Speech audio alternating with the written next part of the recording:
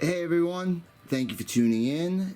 My name is Josh, and I'm going to take a look today at the Data East Gamer 5 handheld portable arcade classics. This thing retails for about $24.99, and I'm going to tell you if I think it is worth it. As again, it's advertised as having arcade classics. We're going to get to that in a minute. First, let me just point out this thing does not have its own battery. It has a headphone jack. It's got two volume buttons there, on and off switch for the power. That's it. How does it run? Simple. It's got 4 AAA batteries. So we'll start there. The other thing is, I will say it has got a nice little portable comfortability to it. It feels very light, super easy to carry in your pocket. But let's turn this bad boy on. Right away, you got your standard shuffleware kind of technology, which you've seen time and time again. 308 games in one. Again, this is advertised from Data East. I will say the display is not bad. You can look at it from different angles. It doesn't have too much screen tear. It's pretty good. But here's the thing. When you advertise as having arcade classics, it is the difference between a good game and a bad game in the case of Data East. These are all NES ports of said classics. I do not like that. Why don't I like it? Well, a game like Bad Dudes, for example, it doesn't necessarily play that well as an NES game. It is much different. I will say one thing that I can tell you right off the bat, it's got a very comfortable kind of rubbery D-pad, very stiff, but also comfortable. And the buttons themselves are of decent quality as well. But as you can see here from the gameplay, this is just not a game that looks or plays particularly well, in my opinion, as an NES title. It's a very decent arcade game, and even then I was never the biggest Bad Dudes fan. But that's a problem. As far as sound, doesn't go up particularly high, but you know, a little disappointing in the sound department too. So let's go back here, reset. It'll take you back to the menu. Then you have Breakthrough, another NES Data East game from 1987.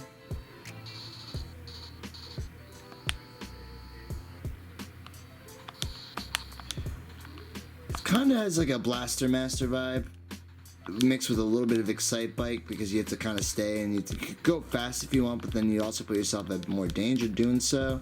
You have a blaster in the front of your ship, and yeah, you have to kind of plays a little like Excite Bike. It's got a little bit of slippery controls in terms of you have to get over rough terrain, you have to know when to accelerate, when to stop, like right there, as you can see. Not the best at it.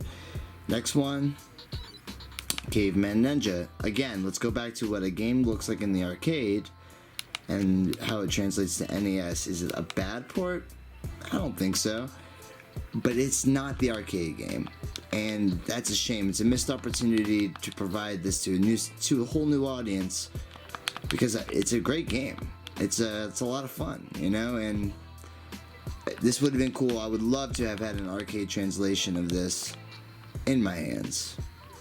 Alas, that will not be the case. God. The color's good. Again, like I said, it doesn't have too much screen tear. I think the screen looks great, you know, so for that, it's worth its, it's worth the value. God, get my ass handed to me. Not the easiest to play from the angle I'm doing to record this. Alright, not to get too wrapped up. So next game, Heavy Barrel. And these are, by the way, the first 8 games in the page are your Data East games. Now see, again, Heavy Barrel is a fantastic arcade game.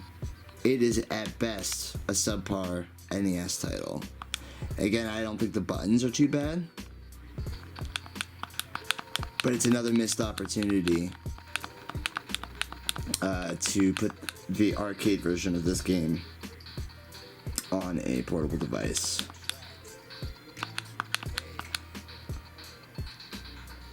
Not bad. It's a lot like Akari Warriors. In fact, I'd probably venture to say that I might like Heavy Barrel more than Akari Warriors. Next game, Side Pocket. Now, I don't need to show you too much of this. Side Pocket kind of uses the standard physics that most pool games did in the early 90s, late 80s. You know, line your shot up, the ricochet trajectory line when you're aiming, as you can see here. Let's break these up. Oof, this may be considered much slower than you'd like by today's standards. People's attention. Alright, let's go back. So you hit reset. If you notice, there's a reset there. Go back. B-Wings. Another Data East one. Yet, this may be the only one in the group I have never heard of. I don't know. I'm just going to choose Fire and we'll go.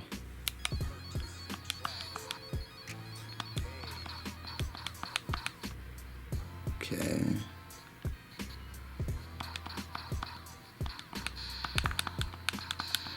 Oof. Yeah, as you can tell, it's an early shooter. A little vertical shooter. Oof. Yeah, I never heard of B-Wings, so go back. Alright, now this is an atrocity of a game as an NES port. If you guys remember the classic style Karate Champ arcade with the two joysticks, one to control your moveset, one to move your guy, it worked very well. This game does not translate to the NES port. Now, when you advertise having this game in your collection of titles, this does nothing. Alright, let me get the game going. This is an awful game. It almost has like no rhyme or rhythm as to what you're doing. I literally am just button mashing because, again, the responsiveness is awful. It just doesn't have any rhyme or rhythm as to how it's actually played. I'm not making this up. It's an awful port. Don't lie and say it's an arcade port. It's not. Next one. Burger Time. This one gets a little bit of a pass. I do enjoy the Burger Time NES port. It's not bad. It's actually one of the better Burger Time ports. I heard the Intellivision one is really darn good. But no, the NES one's not bad at all. In fact, graphically, it doesn't hold up like... it's different than the arcade, but it's not so drastic it's unplayable. Like Bad Dudes or Karate Champ. You know, those are just almost unplayable. And that's the thing, Data East trying to tout these as classics. Do not know anyone who was about those games on the NES. I'm sorry. Decent arcade games, but... Alright, go back. So that's it. Those are your Data East titles. After that, you get tons of shuffleware. Just a bunch of mindless crap. You can find... I'll just play one for example. These games... right? They're just shuffleware, you know, nothing, and they're not even always that bad. They're just definitely clones of more popular games that play similarly. This one's probably a lot like NES Batman '89. Oof, look at this jump. That's so serious. Can I get him from here? God, slippery. I wonder if I can jump up there. I can. Yeah, but that's it. You're gonna get a lot of crap like this for the rest of the games. Again, it's not bad, but it's $25. I'm gonna tell you right now, go on eBay, get the Data East hits for the Wii. That's actually a really good set. Or emulate if you got to, because some of these are just Invisible Girl. Yeah, they're just pointless games. It's the kind of game it's the kind of thing you'd want to sit on the toilet and play maybe, but nah. I think there's better ways to spend $25. Do not pick this up. Get something else. There's a lot of fun emulation devices out there in the market. This one's not particularly one of them. Again, I give it kudos for the display. The buttons and the directional pad have a nice feel. But that's it. Thank you for tuning in. I appreciate you checking this out.